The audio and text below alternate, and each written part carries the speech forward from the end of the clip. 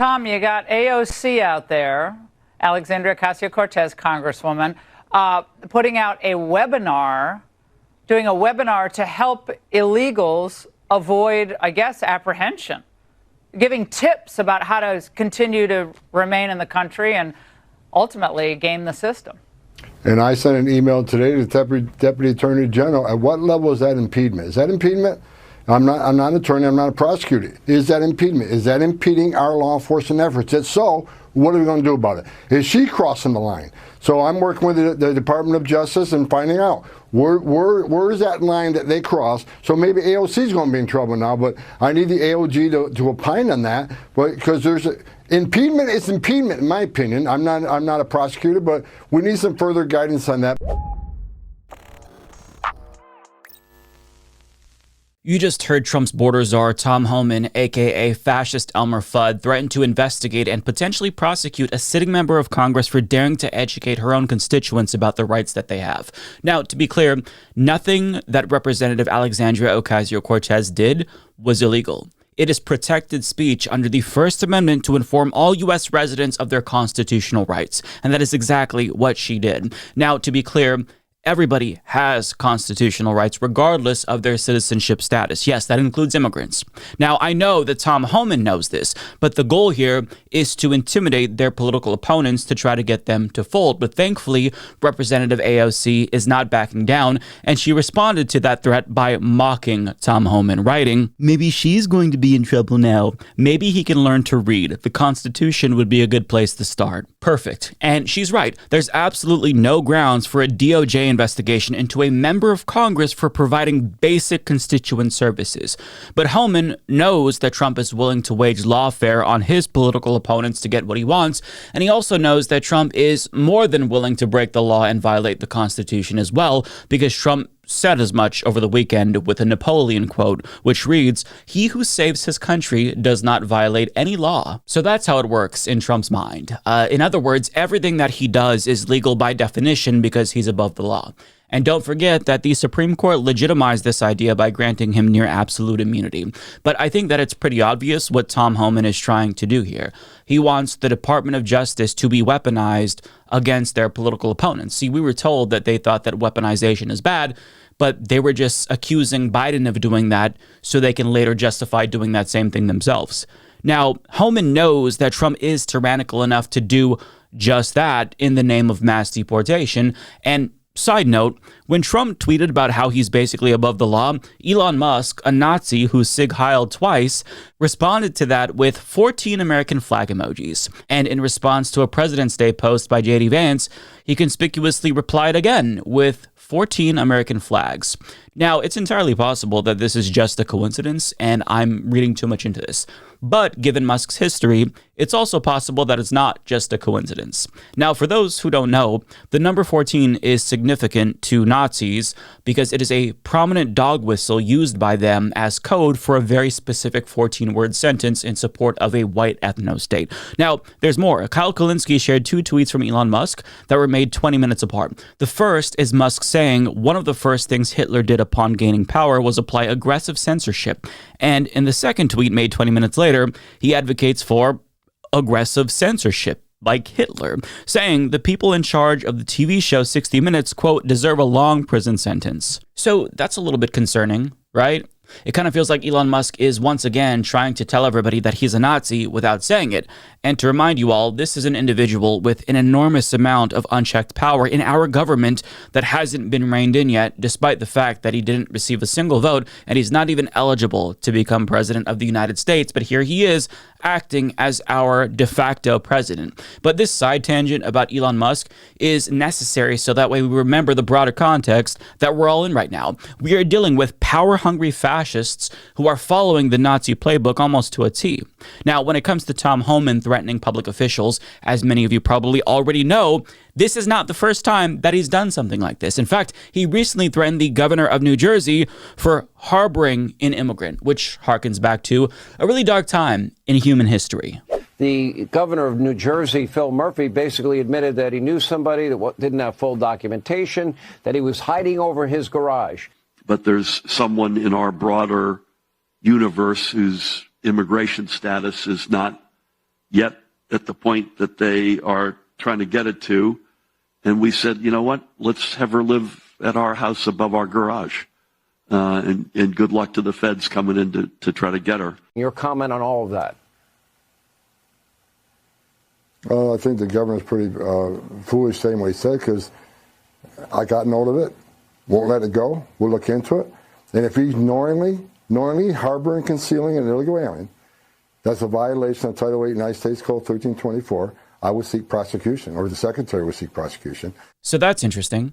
Hey, for no particular reason, I think I'm going to link you to this page from the Holocaust Museum, which talks about severe punishment imposed on non-Jewish citizens who aided Jewish people during Hitler's mass deportations. You know, they were threatened with fines, threatened with imprisonment, and even threatened with death if they knowingly harbored a Jewish person and tried to protect them from the Gestapo. But I mean, I feel like that history feels particularly relevant today, and we should all take the time to familiarize ourselves with it. But back to AOC, because Tom Homan was asked about his implicit threat to her on CNN, which is significant. I mean, for an administrative official to threaten a sitting member of Congress with an investigation or prosecution potentially, that is no small thing. I get that we're desensitized to insanity because Donald Trump is back in power, but that's a huge deal. But listen to his bullshit response. Are you suggesting that she should be prosecuted? I'm suggesting, and I'd ask the Department of Justice, where's that line on impediment, right? It's a broad statute. So I know impeding with someone stopping in front of me and putting their hands on my chest so you're not coming in here and arrest that guy, that's clearly impeding. But at what line, where's the line on impeding? So I'm asking the Department of Justice, who are the prosecutors, and decide who they prosecute and what the standards of that prosecution is. I simply says, at what point is that impeding? Because you can call it know your rights all you want. We all know what the bottom line is. The bottom line is how they invade law enforcement. Don't open your door. Don't answer questions. Here's what we're talking about. We're talking about people here in the country legally with a criminal conviction who had due process at great taxpayer expense and were ordered deported by a federal judge, but became a fugitive. So he softened the language a little bit so as to not scare off CNN's more centrist viewers, but to be clear, this man is lying. Let's talk about some of the people being sent to the Guantanamo Bay concentration camp. CBS News reports that, quote, low-risk migrants are also being sent to Guantanamo Bay. Quote, while the Trump administration has highlighted transfers of dangerous criminals and suspected gang members to Guantanamo Bay, it is also sending nonviolent, low-risk migrant detainees who lack serious criminal records or any at all, according to 2 U.S. officials and internal government documents. But what exactly does this mean? Well, they go on to explain, federal immigration authorities define low-risk detainees as migrants who face deportation because they are in the U.S. illegally, but who have not been arrested or convicted of violent offenses or other serious crimes, government guidelines show. So the crime is simply them being here illegally. That, by definition, makes them a criminal. And they've said this before, and now they're enacting that in policy. They are treating people who are law-abiding residents as criminals. And even though the government is putting out photos of them supposedly transporting all of these hardened criminals, well, the fact of the matter is that we don't actually know if these people they're saying are criminals are actually criminals. Because as The Guardian explains, 10 days after the Trump administration began sending immigrants to Guantanamo, authorities have yet to provide proof of those claims as mystery continues to surround their identities and doubts grow over whether many have committed any crimes at all. Yeah, and that lack of transparency should frighten everyone, because these are people who are specifically being taken to a location outside of the country where constitutional protections don't apply, where they're denied habeas corpus and can be detained indefinitely, completely out of the sight of the American people, so they can't be outraged by it in protest.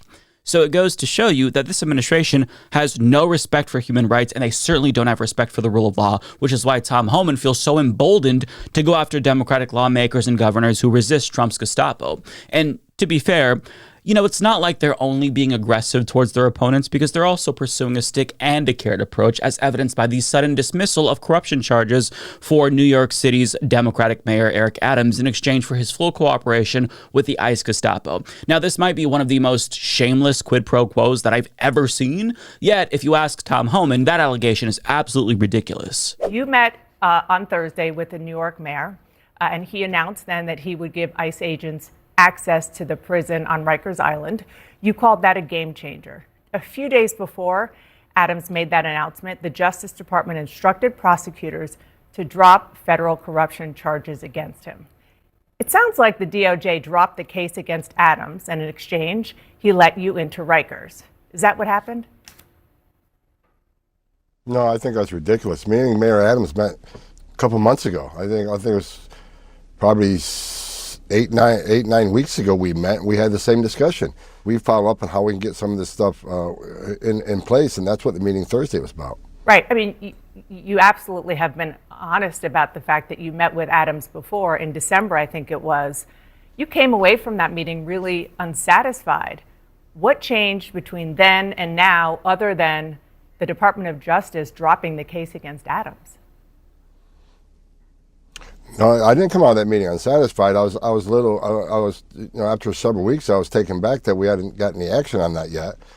I mean, this is peak corruption taking place in front of all of our faces, and there's not really anything that can be done about it. I mean, certainly people within the Department of Justice are resisting in ways that they can. There were 7 attorneys at the DOJ that resigned over this decision because they refused to be complicit with this administration and their brazen corruption. But I mean, their resignations aren't leading to a policy change. That isn't pressure to the Trump administration. Quite frankly, I think that they want these people that are ethical to leave. So that way, the only ones who remain are the morally compromised people willing to do their corrupt bidding. But I mean, we're in a situation where we have a president who literally thinks he's above the law, which has emboldened all of his goons like Tom Homan to behave in a similar way, where they're basically flaunting their corruption in front of all of our faces. And I mean, Homan is so brazen, he literally threatened Adams on national TV while sitting right next to him. If he doesn't come through, I'll be back in New York City, and we won't be sitting on the couch. I'll be in his office,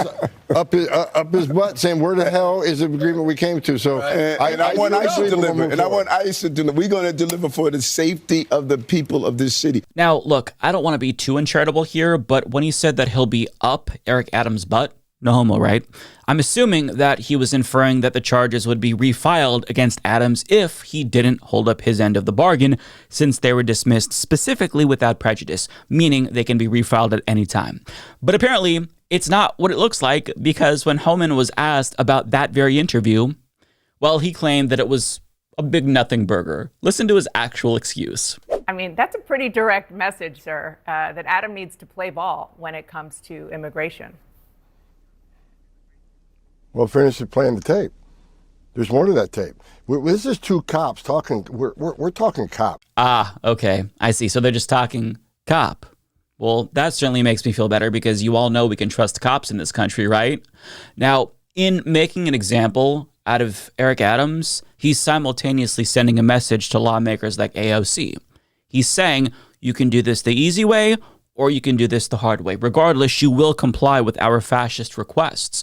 And the weaponization of the DOJ is useful, because if they were to launch a frivolous investigation into somebody that isn't going to comply, you can then use that investigation as future leverage to get them to bend the knee. You can say, well, you know, if you want all of this to go away, I'll see what I can do if you play ball. Now, AOC is not backing down, but there are other Democrats who I think don't have the spines to hold strong. But AOC is right to hold strong here, and everybody else is too, because I want to be very clear. We have the constitutional right to inform our neighbors that they don't have to answer questions from ICE or sign any documents from ICE. We are allowed to inform them that they can ask for a warrant if the ICE Gestapo asks to search them. And the fact that they're threatening to violate our rights as American citizens to get to immigrants shows you how lawless this administration is.